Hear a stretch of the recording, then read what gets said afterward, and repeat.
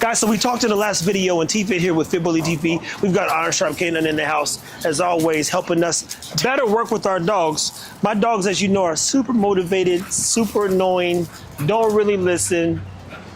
So we got work to do. In that case, Stan's gonna walk us through ways in which you can correct behavior, making sure that the offense or the correction matches the offense, right? Yes. So, Cha-Cha, as you know, she's pulling, she's just going all over the place. How do you get a dog to dial it in, man? Man, you gotta have something that motivates the dog. So Cha-Cha's been working for these treats. So we're using them treats, and she's, what, 5 minutes ago, she was kept bolting over there, bolting over there. She got a couple of corrections, boom, boom, boom, and then she found out that there's good things that come from me. So this gives me value. Because honestly, I'd rather reward my dog than correct them. So if I can go without having to correct them, and that doesn't mean you're never going to correct your dog, but I want them to know exactly what I want them to do. So when the correction does come, they're not gonna resent that. There you go, people. And mind you, Cha-Cha is a dog who's willing to listen. In my opinion, females that I've had dog-wise, for me, they've always been a little bit more attentive. They're not super distracted. And I can always train them faster and better. Boys, they want to pee on everything. They want to sniff everything. Females just don't have that. That one little thing in itself could drive somebody nuts like me, especially when I used to really focus on training the dogs. Talk about sensitivity and paying attention to sensitivity. And sensitivity, I see he's got on his hat, overload.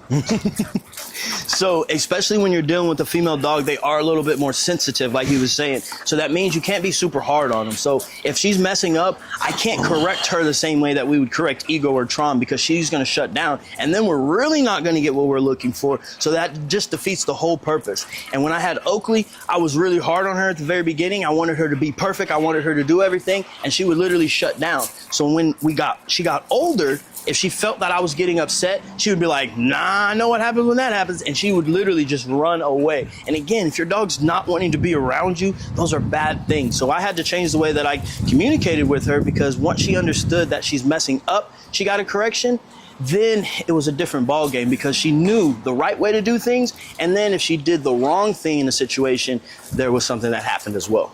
Yeah, and it happened a lot of times, just to pop on the leash, people. It's not you elbowing and doing the people's elbowing your dog. It is patience, which is the name of the game. But even more importantly, love, time, energy, effort. I keep going back to those same things, because those are the things that keep you and your dog sane. Yeah. I get a lot of messages about the sanity being lost in people's homes. And I mean, jokers ready to turn their dog over to the shelter because the dog peeing everywhere. Man, I can't get this dog to stop pissing all over my house, and I'm finna turn him over, bro. But a lot of times these people are leaving food out or water out, so the dog has to pee, and then they're not paying attention to the dog. The dog will probably go to the back door 5, 6 times, and then you, man, go sit down. And then you're like, all right, I'm gonna go sit down, but I'm gonna pee first. Hey, look, it's a boy, you hear that? You like, damn. Or if you got carpet, you walk around barefoot, you be like, oh. Got me, ain't nothing worse than a piss sock. I'm telling you right now, that sock get pissy, you be like, oh, who did this? Hey, so everybody always asks why I wear boots, right? I used to wear sneakers, and I was petting this dog, petting him, and my sock got wet. He was happy peeing on my sock. Dang. So I had to get something that was a little bit more waterproof, and that's why we wear the boots. Just we just learned the story of boots and boots. Well, this ain't boots, but boots is in there. Guys, corrective work takes a lot of time, energy, and practice. A lot of this stuff can be done early on, and what I'm saying is, I knew for a fact that the dogs that I had, they lacked confidence. They were little defensive, little reactive.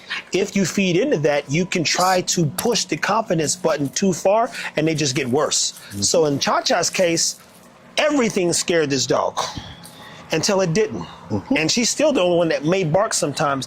But once we got her there, I go, okay, now we can tighten her up a little bit, because she does like pets, and she does like hugs, and she does like food and treats, and she does like the bite pillow and various things. So point is she can learn just as much as I wanted her to at 8 weeks now, but character development, I mean, it took some time, man. For those that have been a part of our journey, she was literally a dog who had no confidence whatsoever. And similar to that out of Tron. I know everybody likes Tron, but I repeat, that nigga wasn't worried about a damn thing.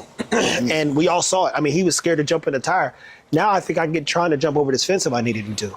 Yeah. That's the truth. He'd be like, oh, got up there. He'd be like, damn, that's the worst thing we could have taught him. And you can't rush the process. Like he said, time is going to be your best friend. People are like, Stan, how'd you get Boot that way?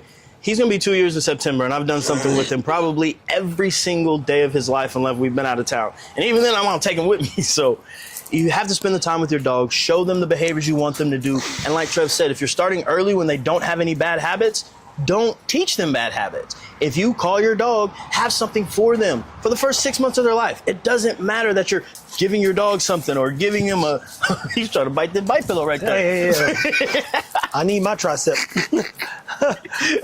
So again, people, just take the time, show your dog exactly what you want them to do. And if you do need to correct, again, the correction needs to match the offense. If she's doing a level 2, give her a level 2 correction. If she's doing a level 6, level 6. And if it's at 10, it has to be that 10. But if everything is Afghanistan, you swinging and buying the boom and the boom. It's a good one. Now that correction is not going to matter when it actually needs to. There you go, people. On that note, take care of your dogs, man. Till next time.